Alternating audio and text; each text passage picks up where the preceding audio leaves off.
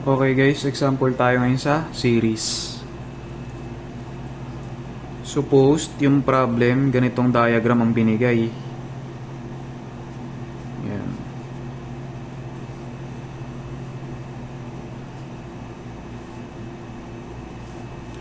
Merong voltage source dito, sabihin natin 8 volts. Tapos merong R1 dito, R2, R3. Okay. Tapos given din to. Yung R1 18 ohms daw. Yung R2 34 ohms daw. Yung R3 22 ohms daw. Ayan.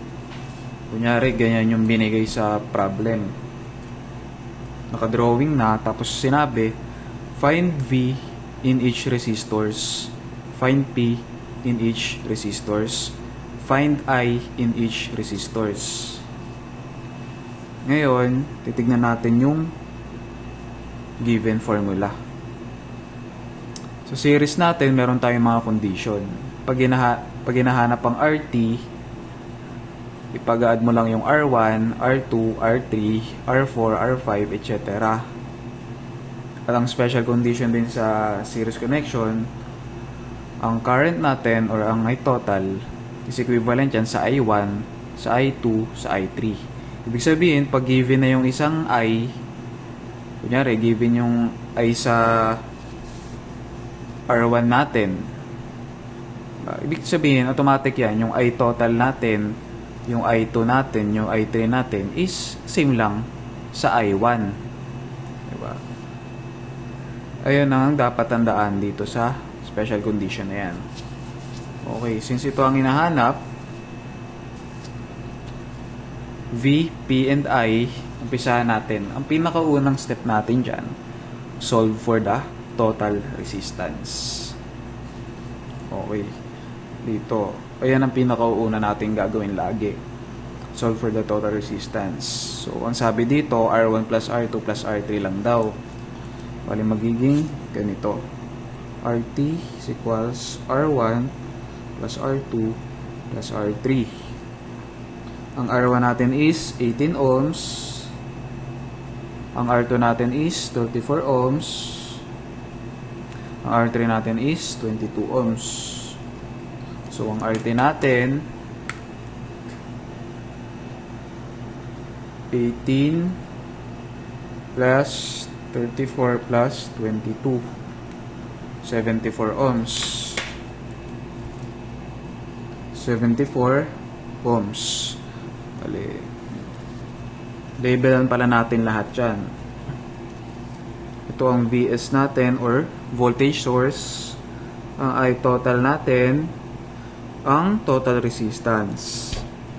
Tapos dito naman, ang I1, tapos ang V1, voltage na pumapakaloob kay R1, tapos I or yung current 1 na dumadaloy sa kanya kay R1. Same goes sa R2 natin. Meron tayong I2 dito, tapos meron din ditong V2, meron din tayong I3 dito, meron din tayong V3. Okay. So, nahanap natin yung total resistance. Ayun ang pinakauna natin gagawin. Solve for total resistance. Okay, bali dito natin ilalagay yan. 74 ohms. So, ayon sa ohms law natin, ito, V is equals I times R. Given ang voltage, given ang resistance. Ang hinahanap is letter I. So, sa triangle formula natin, I ang hinahanap.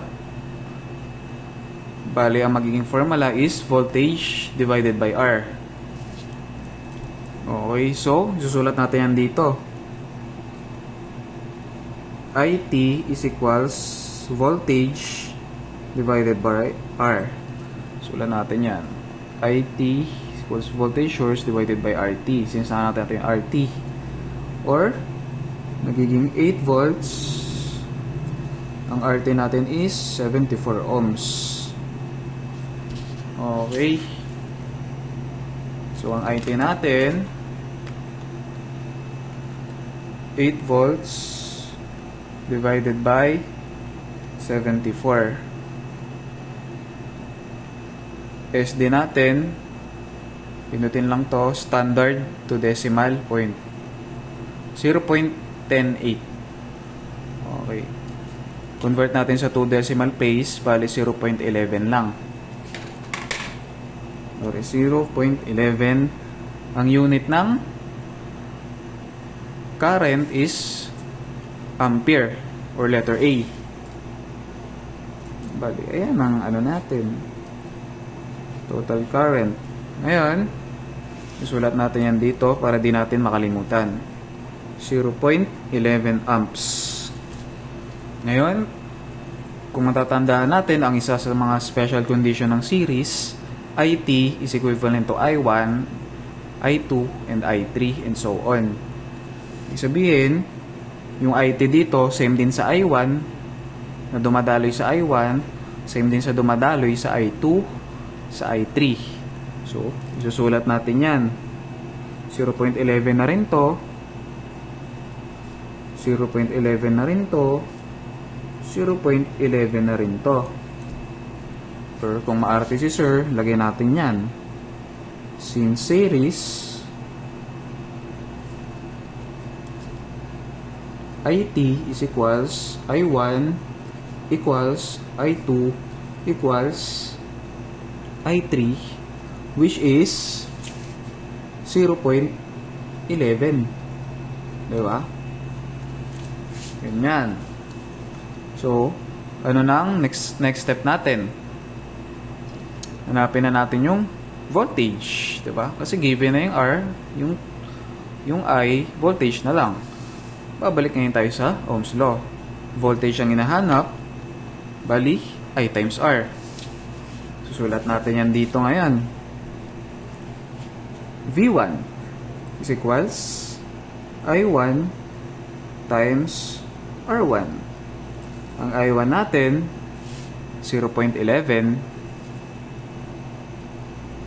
times natin sa R1 na 18 ohms. Bali, calculator ulit tayo niyan. 0.11 times 18. Pindutin lang natin ulit to, standard to decimal button, 1.98. Okay. 1.98. Again, ang unit ng V ng voltage ay volts, letter V. Okay, edi sulat ulit natin yan dito sa I1. 1.98 volts ang ina-absorb ng R1 natin. Okay, bilugyan natin yan kasi nakalagay sa problem, find V in each resistors. Okay, box natin yan. Same goes sa V2 natin. This time, ang gagamitin natin sa V2 is yung I2 times R2 naman. Ang I2 natin, 0.11 ulit, pero ang R2 natin is 34 na. 0.11 times 34 equals, calculator ulit tayo, 0.11 times 34, 3.74. Unit ulit niyan, voltage is letter V. Box ulit natin yan. Next naman is V3. Napansin nyo yung ginagawa natin. Kinokompleto natin to, no? Okay, 3.74. Kinokompleto natin to. Yung ohms law ng resistor na to, ohms law nito, ohms law nito. Pero ang pinakauna nating kukumpletuhin, yung ito. Yung total lagi. Total resistance at saka yung total current. Ayan ang first step talaga. Una mong isosolve to. Tsaka ka sa R1, sa R2, sa R3. Okay, balik tayo sa V3. I times R ulit. I3 times R3 naman ang gagamitin. Ang I3 natin is 0.11. Ang R3 natin this time is 22 ohms. That is equivalent. Calculator ulit tayo. 0.11 times 22. SD 2.42. 2.42 volts. Okay. Ngayon, paano natin masasabi na tama yung ginawa natin na yan? Okay. So, voltage, para ma-check natin siya, ang voltage source is equivalent sa sum ng lahat ng voltage na inaabsorb ng bawat resistors. Bali, V1 plus V2 plus V3. Okay. Ngayon, ipag-add natin yan. 1.98 plus 3.74 plus 2.42. Labas natin ang calculator natin. Since ang VS natin is 8 volts, tignan natin kung 8 volts kang lalabasan yan. Wait lang, mali ito. 3.74.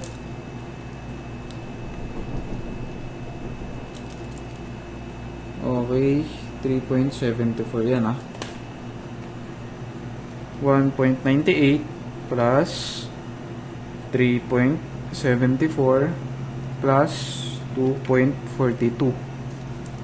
1.98 plus 3.74 plus 2.42 is equals, SD natin is 8.14. Napansin nyo parang may sobra na, may butal. Kaya pero close pa rin siya sa 8 volts kung i-round off nyo. So ang magiging natin yan is approximately 8.14, or kahit di nyo na isama yung 14 na yan kahit i-8 nyo na lang din, diba? Kahit ganito na lang isulat mo is equals to 8V. Ganun, ibig sabihin check tama kasi in real life gaya niyan, may mga butal-butal talaga. Okay. Ayun na. Ngayon, hinahanap sa problem, find V in each resistors, which is nahanap na natin. Ang I in each resistors, nahanap din natin. Ito. Ayan, letter I in each resistors. Ito pala. Ngayon, ang hanapin natin ngayon is power. Okay. Simulan natin sa power ng voltage source natin. Label natin as PT or power total. Okay, ang formula ng power natin, kahit ano sa tatlo ang gamitin natin dyan, same lang ang kakalabasan yan. Pero this time, gamitin natin yung pinakasimple. Itong P is equals I times V lang. Sulat natin yan dito. PT is equals IT times V source. Ang IT natin is 0.11 times 8 volts. Times 8 volts. Kalabasan yan is, calculator tayo, 0.11 times 8 volts. 0.88. Ngayon, ang unit niyan is watts. Pero kung ang given natin dito is kilo ohms, may K yan, ganun pa din ang process. Mag-iiba lang yung unit. Imbis na ampere to, magiging milliamps. Okay, ganito yan. Pag ohms ang given, ang unit ng ampere mo ngayon is letter A. Pag kilo ohms naman, ang unit ng current mo ngayon is milliamps. Ganun din sa power. Watts yan, pag kilo amps, pag kilowatts pala, at saka